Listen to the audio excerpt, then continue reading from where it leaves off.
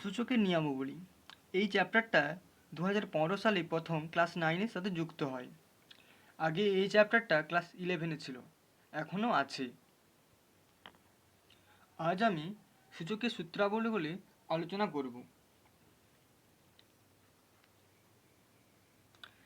প্রথমত ধরা হয় এম ও এন ধনাত্মক পূর্ণ সংখ্যা।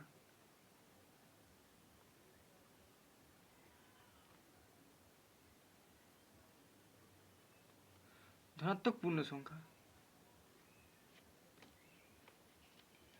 এক নম্বরে তখন কি হবে? A to the power m into a to the power n equal to হয় a to the power m plus n. কি হয়? e to the power m into a to the power n equal to a to the power m plus n. ব্যাপারটা হলো a to the power 2 cross into a to the power 3 equal to a to the power 2 plus 3 মানে এ to the পাওয়ার 5। এটা যদি আমরা একটা সংখ্যা ধরি এর বদলে, তাও হবে। ধরি এর বদলে 5, 5 two the power 2 into 5 two the power 3 equal two 5 to the power 2 plus 3 equal to 5 to the power 5। পরে দ্বিতীয়টা হলো 2 নম্বর। 2 নম্বরে কি আছে? এটা গুণ আছে নিশ্চয়ই, তার বিপরীত হবে ভাগ।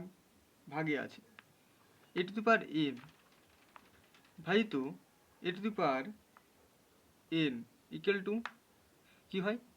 গুণ থাকলে প্লাস হচ্ছে, নিশ্চয়ই ভাববে মাইনাস হবে, কিন্তু না, মাইনাস হবে না। হ্যাঁ, মাইনাসই হবে। দুবারে যখন এমটা বড় হবে তখন একবার আলাদা হবে, আর যখন এনটা বড় হবে তখন একবার আলাদা। তখন এমটা বড় লিখি a to the power m minus N.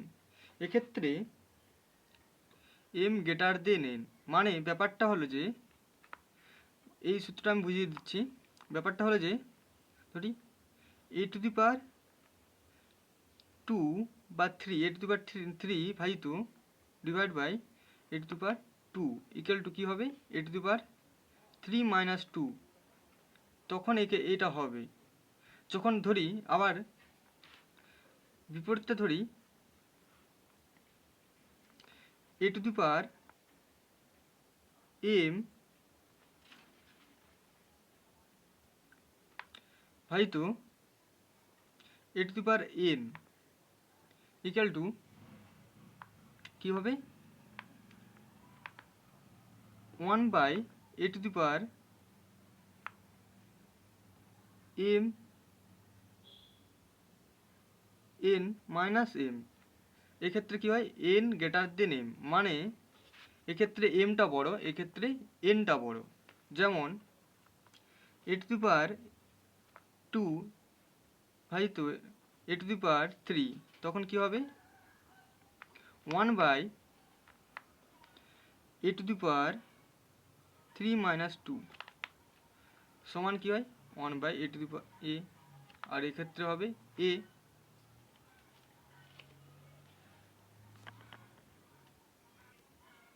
তিন নম্বরটা হলো, সূত্রটি হলো a to the power m whole to the power n. এখানে কি হয়? যেহেতু এরকম থাকার জন্য a to the power m n, m into n বা এম এন, বা এটাও লিখতে পারি এ টু দি পাওয়ার এনটা বাইরে ছিল, আমি এনটা ভেতরে লিখতে পারি যেহেতু এখানে গুণ আছে এম।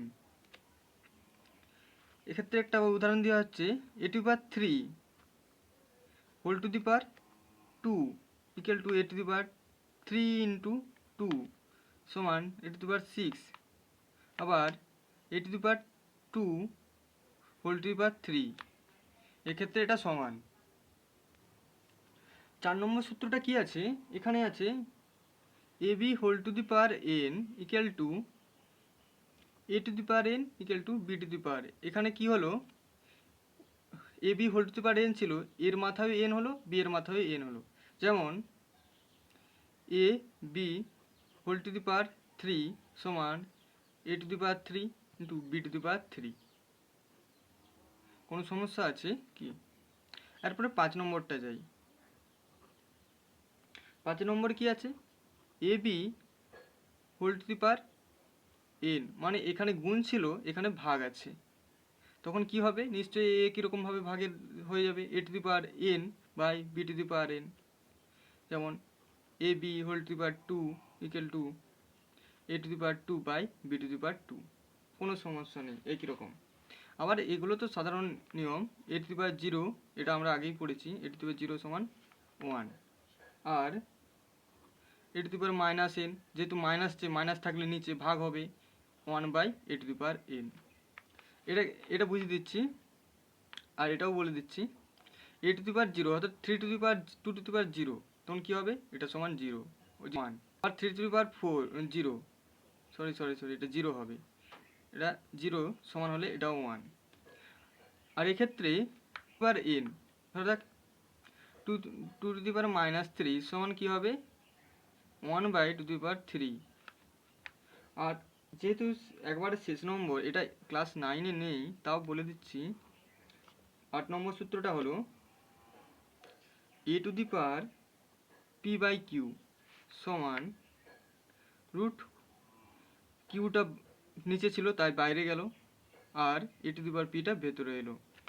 যেমন এ টু দি পাওয়ার 3/4, তখন কি হবে, 4টা বাইরে আর এ টু দি পাওয়ার 3টা ভেতরে।